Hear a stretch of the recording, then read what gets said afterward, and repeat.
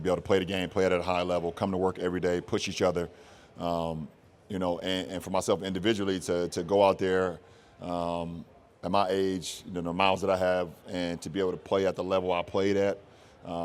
It gave me even more a sense of, I do have a lot in the tank, a lot, and I can help. Hey, LeBron, at this point, just nobody in NBA history that knows how to prepare for a season. Vince Carter, literally the only one, right, that had year 22, and he was playing in a bit more of a limited role. How do you approach it? Is it the same way that you always do because it has worked like this, or has that changed a little bit, especially in an Olympic year, when you're able to accomplish that as well? Well, I'm a little bit more advanced, in the Olympic year. So like in 04 when I went into my second year, 08, 12, and now 24. Just because I've been playing all summer pretty much. So a little bit more advanced in everything. So excited about that. Excited about getting to work tomorrow, and should be fun. Should be fun. Really fun. Yeah, LeBron, good to see you again. Good luck this year. What's your level of excitement and anticipation of playing with your son? It's a lot of excitement. Just pure joy, to be honest, to be able to come to work every day. Put in the work, hard work with your son. Every day, and be able to see him continue to grow. We push each other. He pushed me, I push him. We push our teammates and vice versa. So just a very joyous, moment for not only for myself but for our family. And starting here today with Media Day.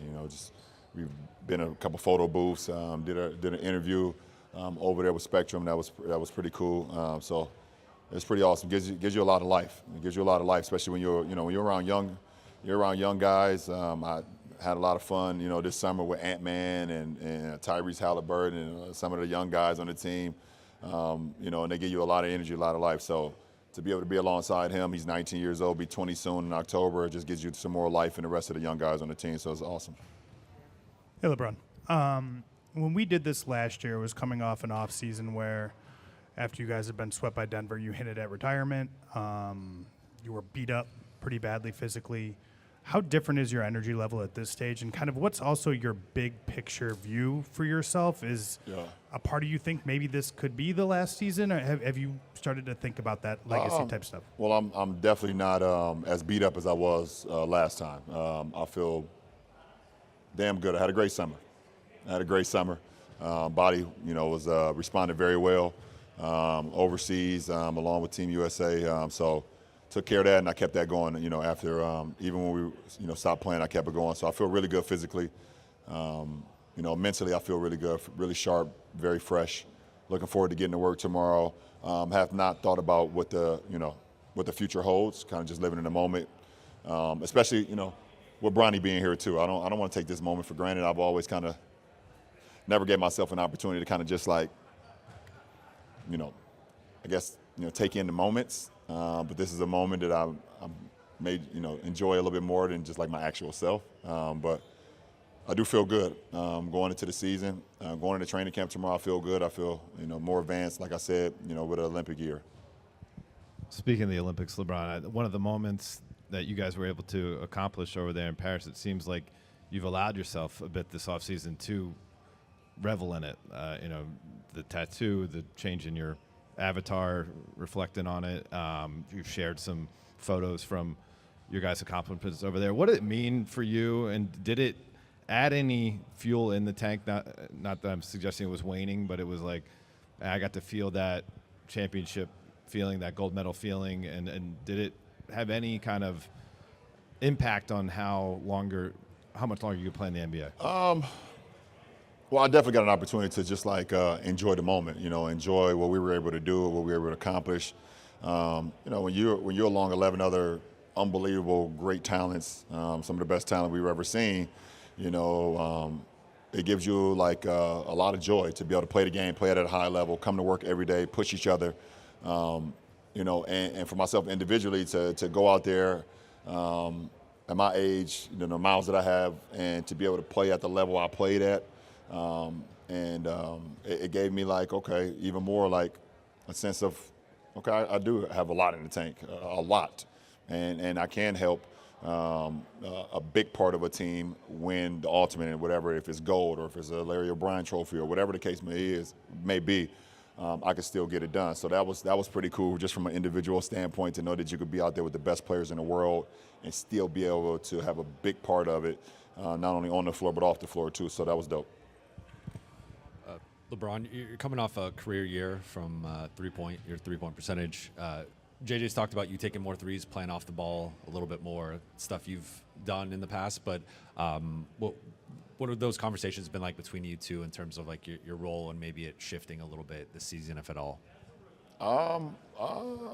My role is whatever it takes for our team to win. I mean, listen, I can do whatever.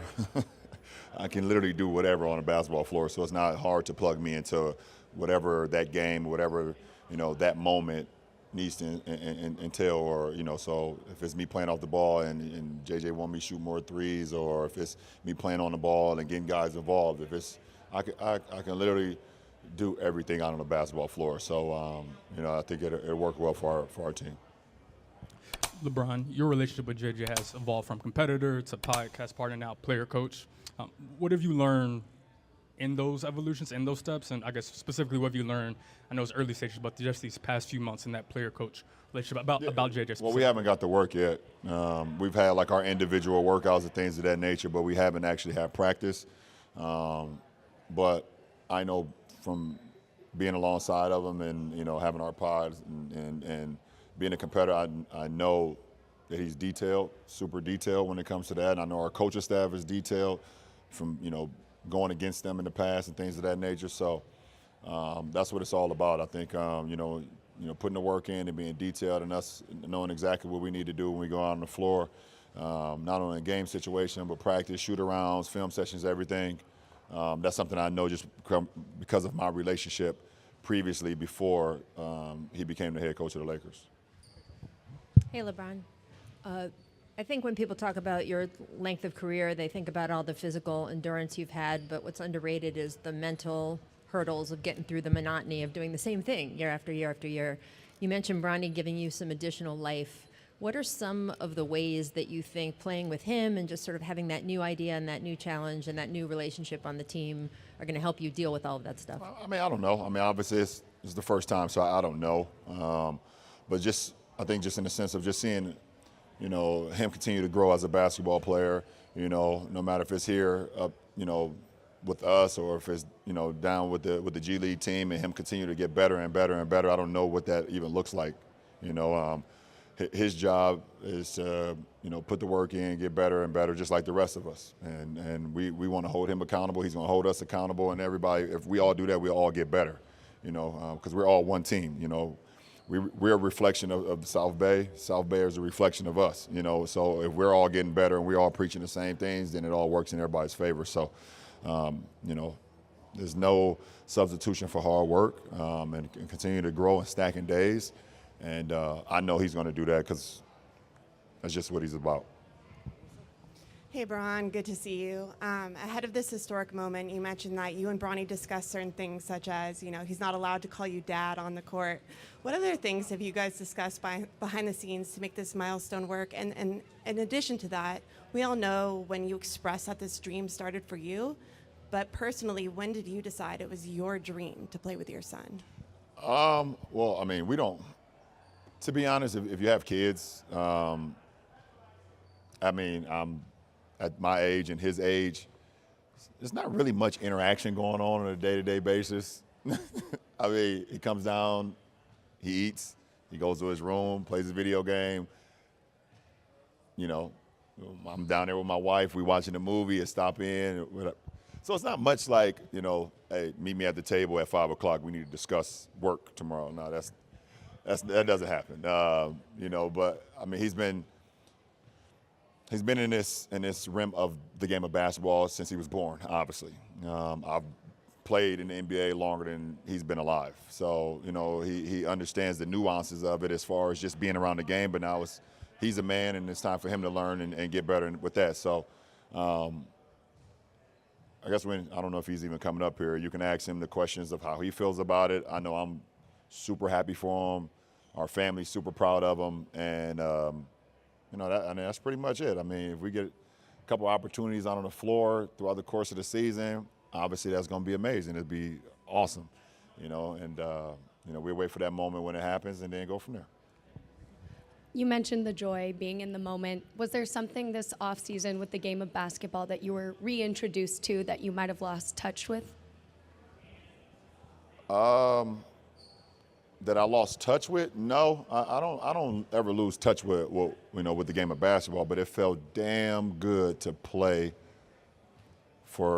It felt great to play meaningful basketball, like literally play for the highest level. We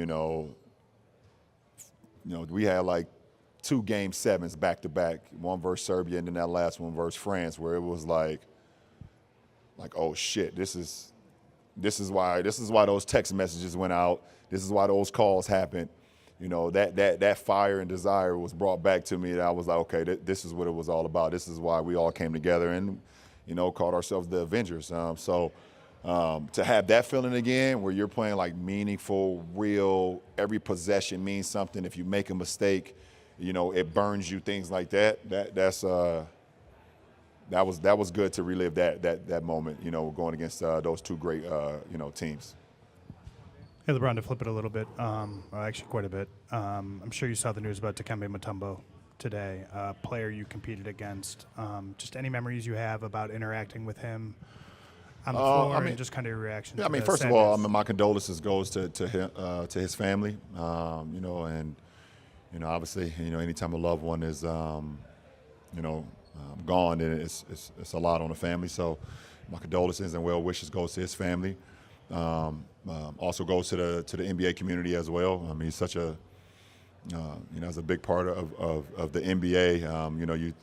When you're growing up and you think about like iconic moments in playoff history, you think about when they played the Supersonics and it was the 8th seed, and you just remember him getting that last rebound, those last blocks, and just holding that basketball on his back and in amazement. So, my fondest memory of Dikembe Mutombo, he fractured my face on my birthday in Cleveland with an elbow. I never even got an opportunity to tell him about that. But yeah, I don't remember how old I was in Cleveland, my first stint. And I think I was turning 22 maybe. He was in Houston. You guys can do the research. Yep, he was in Houston. And I went to the hole and caught one of those Dikembe elbows. And if anybody know about the Dikembe elbows, they do not feel good. He fractured my face, and I went to the hospital that night, and I wore a mask for a little bit. Yeah. Yeah, so that is my memory of Dikembe. I appreciate it.